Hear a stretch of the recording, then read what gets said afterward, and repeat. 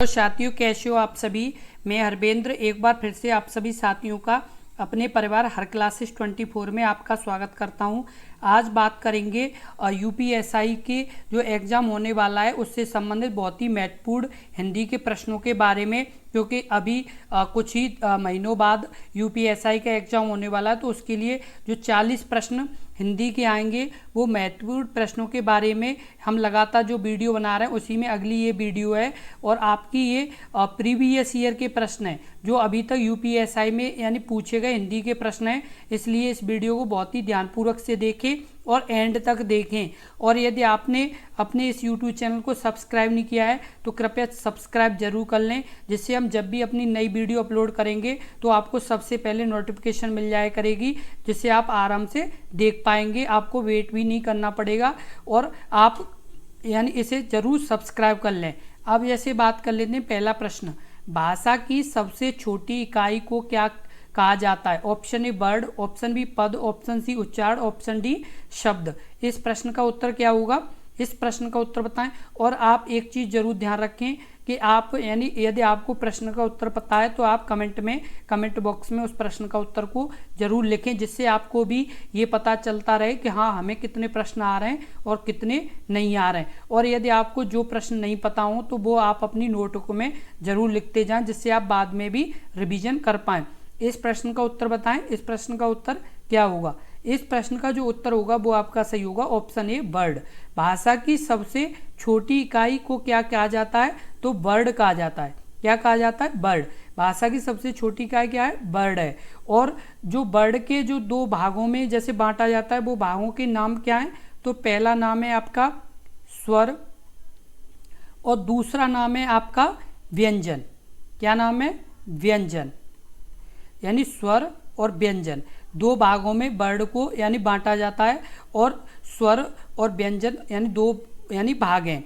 और हिंदी वर्णमाला में किसमें, हिंदी वर्णमाला में कुल कितने अक्षर हैं यानी कुल कितने वर्ण हैं, तो 52 वर्ण हैं।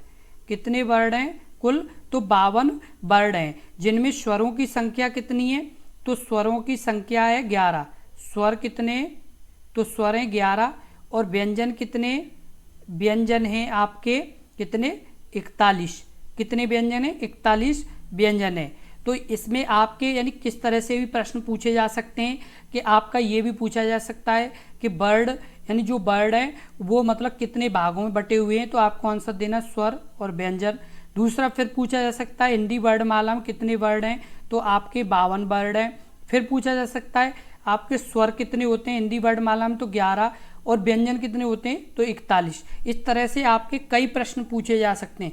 आपसे हमने केवल एक प्रश्न पूछा, लेकिन उससे जो और प्रश्न बन सकते हैं वो सभी प्रश्न आपको यानी उनके आंसर हमने इसमें बता दिए, जिससे आपका एक भी प्रश्न छूटे नहीं। और इसी तरह से पूरी जितनी भी यानी प्रश्न की वीडियो बनाएंगे और जो लगातार भी बनाएंगे वो इसी तरह से आपको समझाएंगे, जिससे आपका एक प्रश्न से और भी जो प्रश्न बन सकते हैं वो सभी प्रश्न आप आराम से कर पाएँ और आप उनके आंसर दे पाएं। अगला प्रश्न है प्रश्न नंबर 2, भाषा की सार्थक लघुत्तम इकाई किसे माना जाता है। Option A word, option B मात्रा, ऑप्शन सी शब्द, ऑप्शन डी अर्थ। इस प्रश्न का उत्तर बताएं, इस प्रश्न का उत्तर क्या होगा। इस प्रश्न का जो उत्तर होगा वो होगा ऑप्शन सी शब्द। भाषा की सार्थक लघुत्तम इकाई किसे माना जाता है, तो शब्द को माना जाता है। भाषा की सबसे सार्थक यानी लघुत्तम इकाई क्या है, यानी शब्द को माना जाता है। और उच्चारण की दृष्टि से भाषा की लघुत्तम जो इकाई है वो क्या है, ध्वनि है। इसकी दृष्टि से उच्चारण, उच्चारण की दृष्टि से, उच्चारण की दृष्टि से लघुत्तम इकाई क्या है, तो वो आपकी है ध्वनि। क्या है, ध्वनि यानी आपकी सबसे यानी लघुत्तम यानी छोटी इकाई है। और ध्वनियों के मेल से ही शब्द बनते हैं। किसके मेल से, ध्वनि के मेल से क्या बनते हैं, शब्द बनते हैं। क्या बनते हैं, शब्द बनते हैं। किसके मेल से, ध्वनियों के मेल से ही शब्द बनते हैं। और शब्द बनाने के लिए इन्हें यानी क्या सार्थक या अर्थबोधक की क्षमता से युक्त होना चाहिए। किसकी क्षमता से, यानी आपके सार्थक या अर्थबोधक की क्षमता से युक्त होना चाहिए।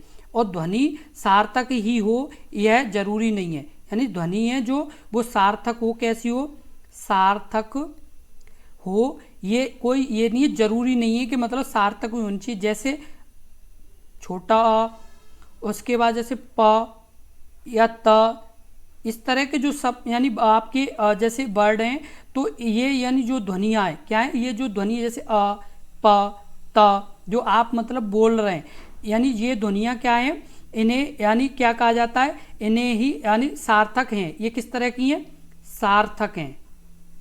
किस तरह की ध्वनि है, ये सार्थक ध्वनि है। और अर्थात इन्हें और भी क्या कहा जाता है, अर्थात ये अर्थ देने की क्षमता है इनमें। जैसे अभी मान चलो प है, तो प में यानी ये क्या है, ये मतलब इसमें अर्थ देने की पूरी क्षमता है। और ऐसे ही शब्द यानी भाषा की सार्थक इकाई हैं।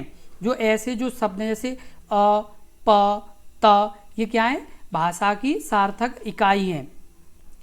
अगला प्रश्न है प्रश्न नंबर 3, भाषा की मूल इकाई।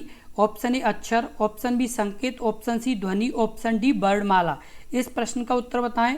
इस प्रश्न का उत्तर क्या होगा, इस प्रश्न का उत्तर होगा आपका ऑप्शन सी ध्वनि। इस प्रश्न का उत्तर क्या है, ध्वनि। यानी भाषा की मूल इकाई क्या है, तो ध्वनि है। क्या है, ध्वनि है।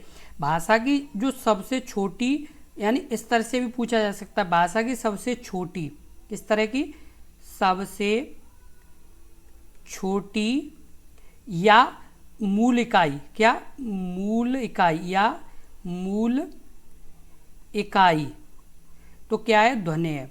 ध्वनि है। और भाषा की सार्थक इकाई वाक्य है।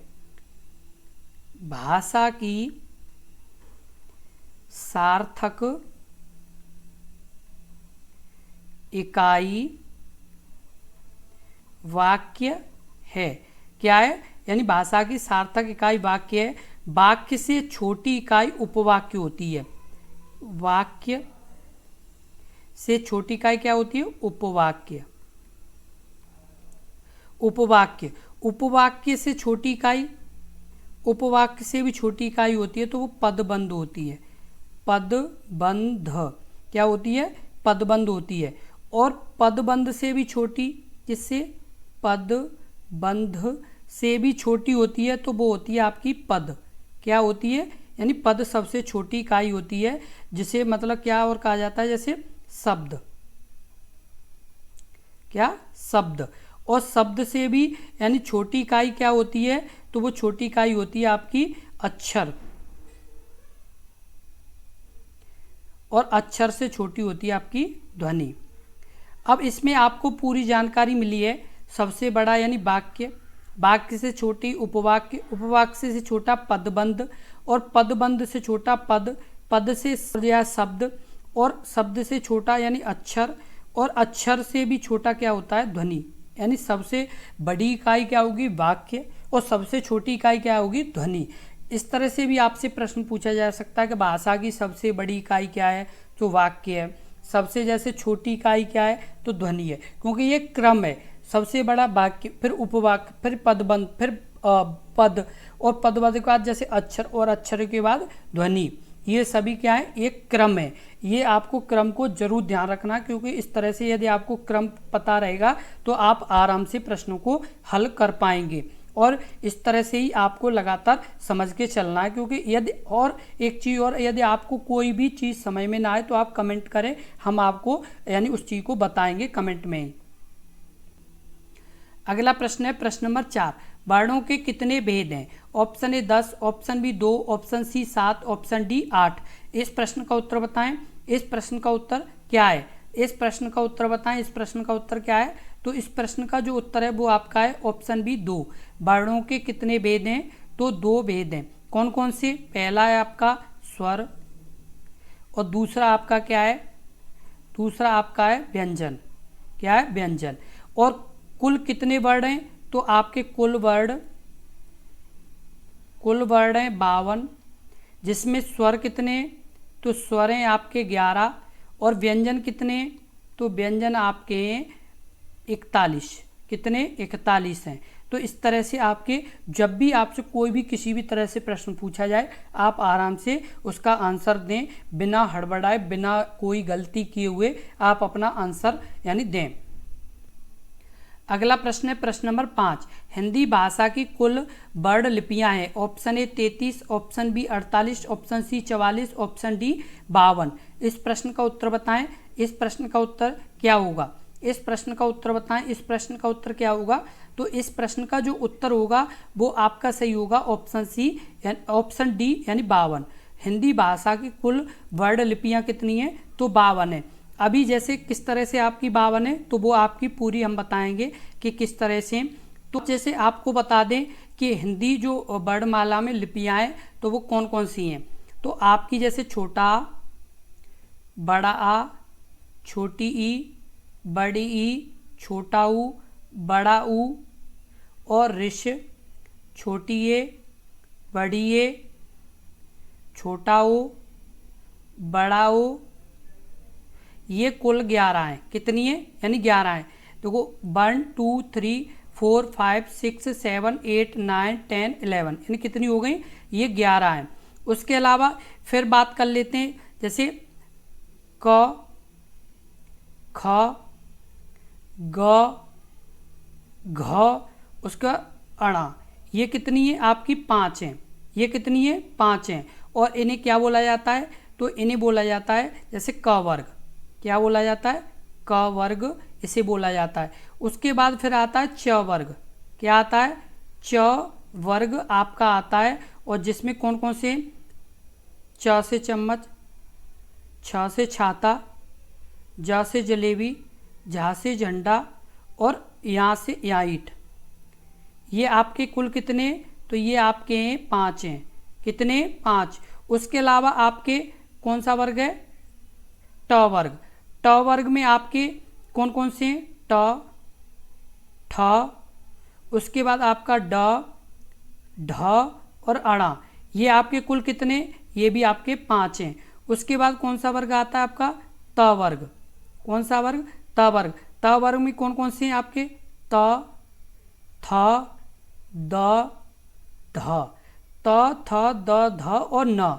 ये भी आपके कितने? ये भी आपके 5 हैं। कितने आपके? 5 हैं। उसके बाद आता है प वर्ग।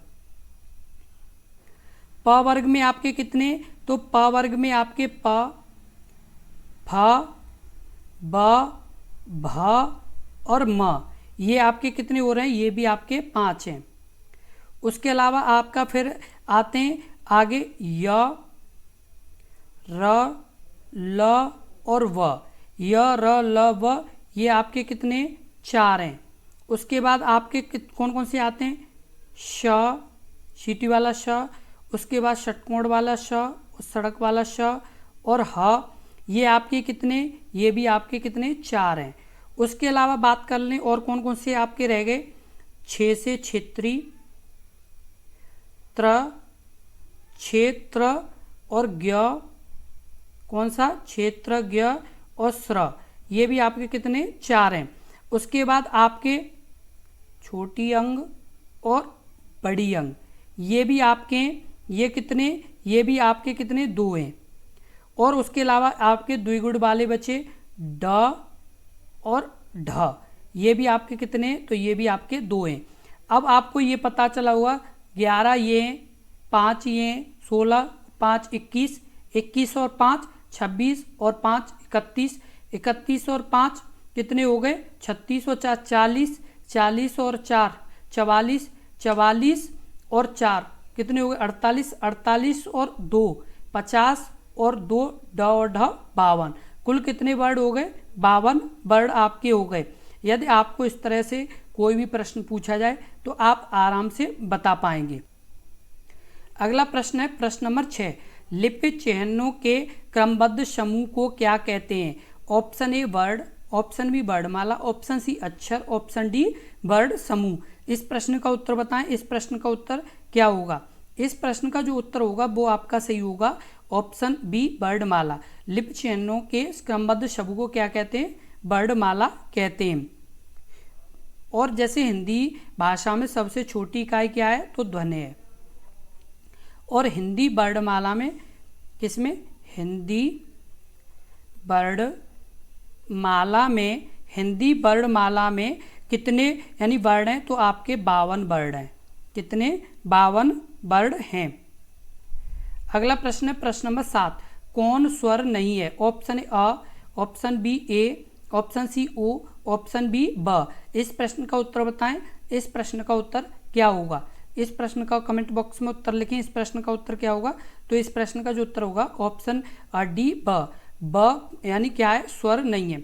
छोटा, उसके बाद छोटी और छोटा ऊ, ये क्या है? यानी स्वर हैं। ये क्या है? तीनों स्वर हैं। और ये ब क्या है? ये आपका व्यंजन है। क्या है?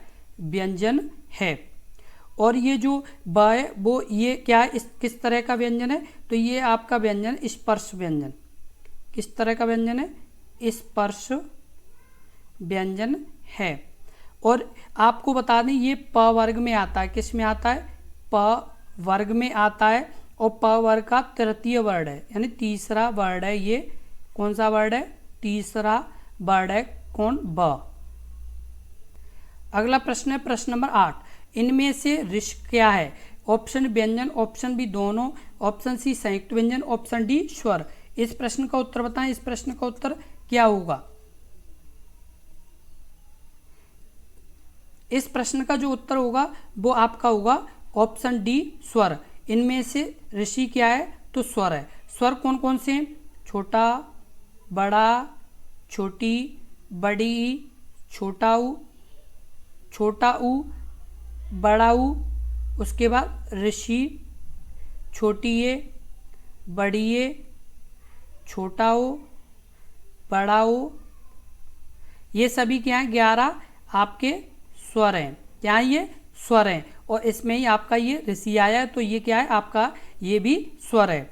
और इसके अलावा जो है वो क्या है? व्यंजन है। आपके क से लेके ये और उसके अलावा क्या है? व्यंजन क से लेके ज्ञ तक, ये क्या है? व्यंजन है। अगला प्रश्न है प्रश्न नंबर 9।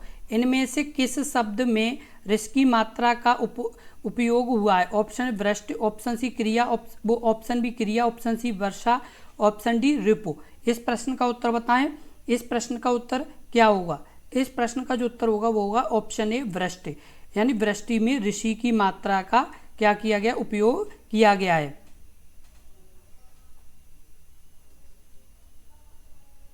और जैसे ऋषि की मात्रा से यानी उपयोग होने वाले शब्द और कौन कौन से हैं? जैसे कृतज्ञ, कृतज्ञ आपका, उसके बाद कृष्ण, उसके अलावा आपका कृष्ण के अलावा सृजन,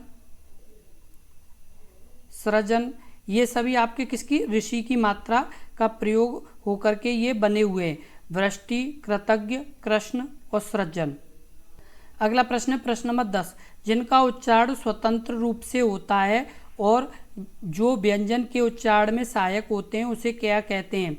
ऑप्शन ए व्यंजन, ऑप्शन बी विसर्ग, ऑप्शन सी संज्ञा, ऑप्शन डी स्वर। इस प्रश्न का उत्तर बताएं।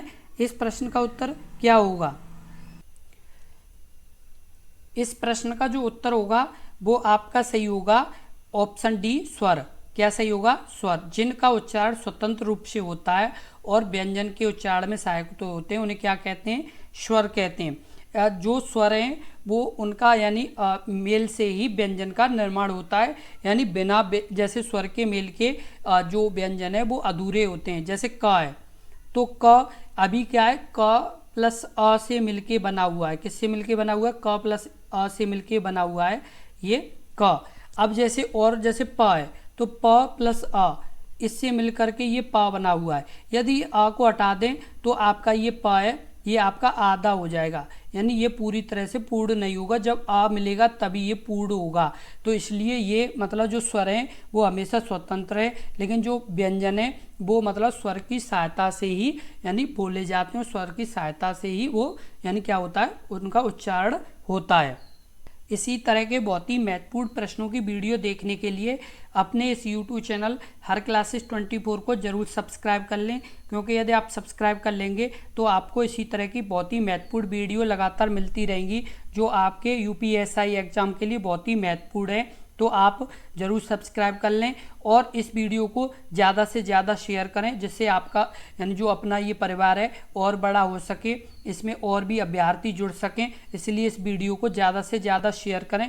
और आपको बता दें कि ये वही प्रश्न है जो आपके एग्ज़ाम के लिए बहुत बहुत बहुत ही महत्वपूर्ण हैं, इसलिए इन प्रश्नों को ज़रूर ध्यान रखें। और हिंदी में आपको यदि 40 में से 40 प्रश्न सही करने, यदि 40 में से 40 यानी 100 नंबर में से यदि 100 नंबर आपको लाने हैं हिंदी में, तो आपको इस तरह के पूरे यानी क्रम वाइज प्रश्न पढ़ने पड़ेंगे, क्रम वाइज सीखना पड़ेगा। और आपको यानी अपने इस यूट्यूब चैनल पर पूरा यानी बेसिक से बताया जा रहा है, जिससे आपका यानी कोई भी प्रश्न छूटे नहीं और पूरा यानी अच्छे से समझाया जाएगा। इसलिए आप लगातार जुड़े रहें। यदि आप जुड़े रहेंगे तो आपका स्कोर बहुत अच्छा रहेगा, इसलिए आप लगातार जुड़े रहें, क्योंकि हम भी यही चाहते हैं कि आपका सिलेक्शन हो। क्योंकि यदि आपका सिलेक्शन होगा तो आप अपने परिवार को अच्छे से चला पाएंगे और जो माता पिता के यानी आपके प्रति जो विश्वास है वो भी नहीं टूटेगा और आपके माता पिता भी खुश हो पाएंगे। क्योंकि माता पिता की एक ही आस है कि आप यानी अच्छी सी जॉब लें और अपना यानी जो एक अच्छा यानी लाइफ स्टाइल है वो पूरी तरह से यानी बदल पाएँ और अपने माता पिता की भी देखभाल कर पाएँ। क्योंकि माता पिता जब बुजुर्ग हो जाते हैं तो बच्चे पर ही डिपेंड हो जाते हैं, और जब बच्चे सक्सेस हो जाते हैं तो माता पिता भी अच्छे से अपना जीवन यापन कर पाते हैं। और यही यानी जो विश्वास है उसी को लेकर के हम लगातार मेहनत कर रहे हैं, क्योंकि आप हमसे विश्वास लगाए हुए हैं और आपका जो ये प्यार है, ये प्यार से ही हम लगातार दिनों रात मेहनत कर रहे हैं, जिससे आपका स्कोर बहुत अच्छा हो और आप अपना यानी सिलेक्शन ले पाएँ और आपके कंधों पर 2 स्टार लग पाएँ। और आप यानी 24 घंटे आपको कोई भी प्रश्न पूछना हो या कोई भी जानकारी यूपीएससी एग्जाम से संबंधित लेनी हो तो आप कमेंट बॉक्स में कमेंट करें, हम आपको जानकारी देंगे। आप भी ज़्यादा से ज़्यादा मेहनत कीजिए और हम और आपके साथ मेहनत करें।